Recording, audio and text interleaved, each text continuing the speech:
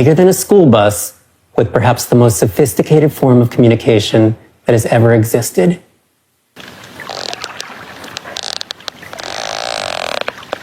Is having a get-together off the coast of Dominica. As is usual for a family reunion, many conversations are taking place. The whales communicate. Sperm whales speak in clicks, which they make in rhythmic series called codas. For 3 years Jarrow had been using underwater recorders to capture codas from hundreds of whales. But he'd never heard anything quite like this. The whales clicked back and forth for 40 minutes, sometimes while motionless, sometimes twirling their silver bodies together like strands of rope, rarely going silent for long. Never had Jarrow so desperately wished he understood what whales were saying. He felt as if he were eavesdropping on brothers wrestling in their room. They were talking and playing and being siblings, he says. There was clearly so much going on. Over the next 13 years, Jarrow, a National Geographic explorer, would record and get to know hundreds of sperm whales. But he kept coming back to a revelation that struck him as he'd listened to Drop and Doublebend. If humans were ever to decode the language of whales, or even determine if whales possessed something we might truly call language, we'd need to pair their clicks with the context.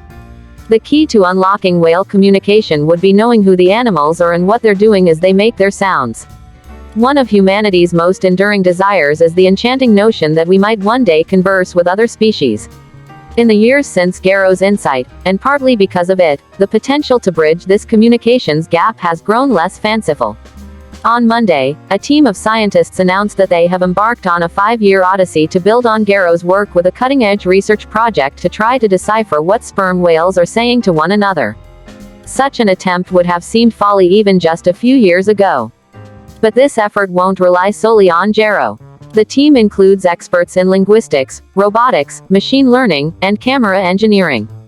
They will lean heavily on advances in artificial intelligence, which can now translate one human language to another without help from a Rosetta Stone or key. The quest, dubbed Project SETI, Cetacean Translation Initiative, is likely the largest interspecies communication effort in history. Already, these scientists have been at work building specialized video and audio recording devices.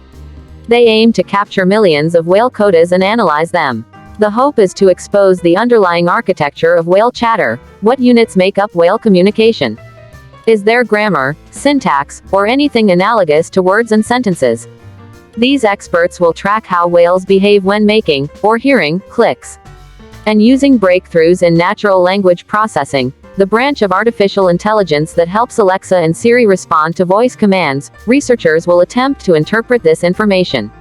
Sperm whale vocalizations, among the loudest animal sounds on the planet, have a Morse code-like structure that shares the hallmarks of a highly evolved language. Nothing like this has ever been attempted. We've trained dogs to respond to our commands, and dolphins have learned to mimic human whistles. We've taught chimpanzees and gorillas to use sign language and bonobos to answer questions by tapping symbols on a keyboard. An elephant in Seoul, named Koshik, can even speak a few words in Korean, really. But the goal isn't to get whales to understand humans. It's to understand what sperm whales say to one another as they go about their lives in the wild. They sound like Morse code. The project started with another marine biologist and with a simple conceit. Great advances often come when top experts from different rapidly advancing disciplines collaborate. David Gruber is also a National Geographic explorer, but his interests have long crossed traditional boundaries. The City University of New York professor of biology and environmental science has used submarines to examine coral reefs. But he's also discovered a biofluorescent sea turtle in the Solomon Islands, found that schools of flashlight fish use their glowing light to coordinate movements, studied the molecules that make cat sharks and some eels appear to glow, and built a camera to mimic one shark's view of the world. He once teamed up with a roboticist to develop a delicate 6-tentacled device that lets researchers pick up jellyfish without harming them. Linguists contend that even the most intelligent non-human animals lack a communication system that could be called language. But could whales prove an exception? In 2017, while a fellow at Harvard University's Radcliffe Institute, Gruber, a diver, became fascinated with sperm whales, the largest toothed whales, after reading a book about free divers who study them. One day while listening to whale codas on his laptop, another Radcliffe fellow, Shafi Goldwasser, happened by. "Those are really interesting. They sound like Morse code," Gruber recalls Goldwasser saying. She had been hosting lectures for a group of Radcliffe Fellows on machine learning, a subfield of artificial intelligence that employs algorithms to find and predict patterns in data.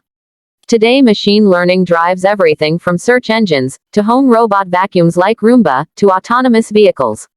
She urged Gruber to share the clicks with her Radcliffe group. That group included some unusually sharp computer minds. Goldwasser is a computer scientist and one of the world's foremost experts in cryptography. Michael Bronstein, chair of machine learning at Imperial College